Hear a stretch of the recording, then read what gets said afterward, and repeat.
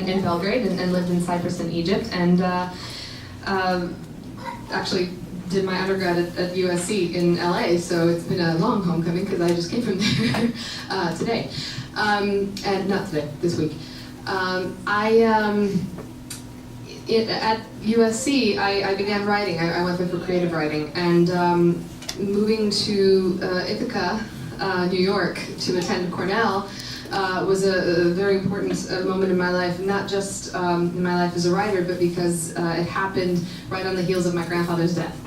And my grandfather and I were very, very close, and his death came as a surprise to me.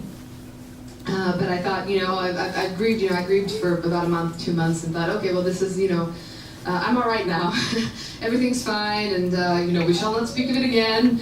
And I'm gonna go and do this thing that I've been looking forward to, and make this change in my life, and really make a go of it as a writer. And I was excited about the change, sort of for assorted reasons, but one of them being seasons. I was excited at the prospect of snow and a nice fall, and sure enough, I moved out there, and the fall was orange and it was beautiful, and then winter came, and I thought, wow, snow, which I hadn't, living in Egypt before California, I hadn't seen really in a long time. And after the first couple of times I dug up the wrong car because it happened to be the same color as mine, and then realized it was the wrong car. I thought, well, this is enough season for me. I want to go home. But there I was, and I was, trying to write in this tiny subterranean apartment that was built to maximize the torment of the snow, because it was actually, the floor of the apartment was below ground, and then the windowsill was at waist level. So when you stood, in your house and looked outside and the snow began to fall, you would sort of see it piling up against your window like an hourglass, and you would, stand on your tiptoes for as long as you could, and then the outside world would be gone, and there was nothing to do but write. But of course, I found distractions, and it was during just such a snowstorm, during my first winter, that I happened to be on a National Geographic Channel binge, and watching, episode after episode in lieu of writing and in lieu of digging myself out of my home. And there was a special on Siberian tigers, and it showed this Russian researcher who kept a captive pair of tigers in this sort of makeshift enclosure that was absolutely massive, so they didn't really feel captive, but he could do research on them all the same. And he had a wife.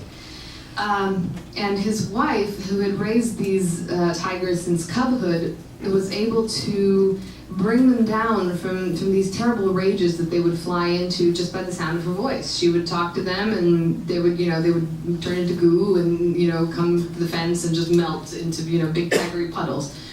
And I thought, wow, this is truly amazing. There's something here. And I sat down and wrote a short story called The Tiger's Wife, that somehow was in the Balkans, was set in the Balkans, and featured this young deaf-mute girl following her escaped circus tiger to a random Balkan village where a little boy observed their interaction. And I thought, well, gee, where did these Balkans come from? I've never written about this before. But all right, it's completely unrelated to the death of my grandfather, which has been recent. And I was very excited to take it into workshop and hear what people had to say about it. And it was something completely new for me, again, with the Balkan theme, and I was excited, and went to workshop and just got destroyed by it. My colleagues were, nonplussed, and they didn't think that the story was particularly good, and it actually isn't. I've read it since. It's a terrible, terrible, terrible short story. To give you an example of one of the comments that came up, my very good friend and colleague Alexi Zentner, who has a book out now, said, "This story has pitchfork-wielding rabble in it. There should never be pitchfork-wielding peasants unless the story is Frankenstein. I see here, the story is not Frankenstein." And he was right. And I was disheartened, but very connected to the characters. And I somehow didn't want to give up. There was something about the setting that intrigued me, the plot of this tiger, the image of a tiger in the snow, which is a very, when you think about it from sort of nature standpoint, that's a weird juxtaposition, something so orange in something so white. I kept writing, and I thought, well, okay, maybe if I take the comments that were given to me and I expand this short story, it'll be better. So it went from 20 pages to 30 pages, and I thought, wow, this is still garbage. Now there's just more of it. There's 10 more pages of it. And I kept writing, and now it was 40 pages, and I was like, well, this is a little bit better because the garbage has had room to spread out, and then sort of diluted by a couple of passages that actually kind of work. That's interesting. And it was an experience completely contrary to what I thought would be, because as entering MFAs, we had all believed that we would come in writing short stories, but one day we would be ready to take that step and write a novel. And it would be a momentous day, and you'd come to this realization and show up in workshop the following morning, sweating and pale, just racked with the ecstasy of your realization.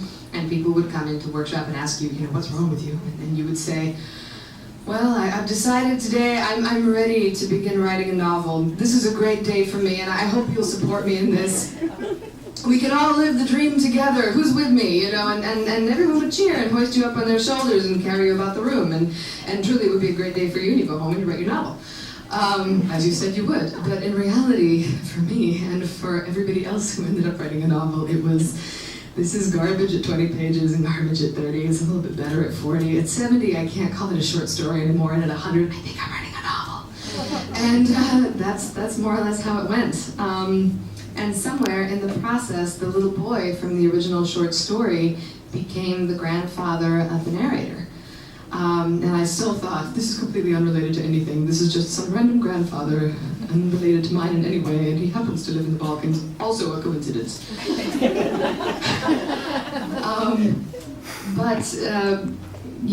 Towards the end of the book, I started to sort of realize more and more that there were similarities between that fictional grandfather and my grandfather, and came to realize that yes, he was modeled on my grandfather. The relationship between Natalia and her grandfather was closely modeled on the emotional truth of my relationship with mine, although I am actually in no way like Natalia. And a lot of things changed in the book as it progressed. Much of that original short story is gone. However, one of the sections that actually has remained in the book throughout, since its first draft, is the prologue, which was one of the first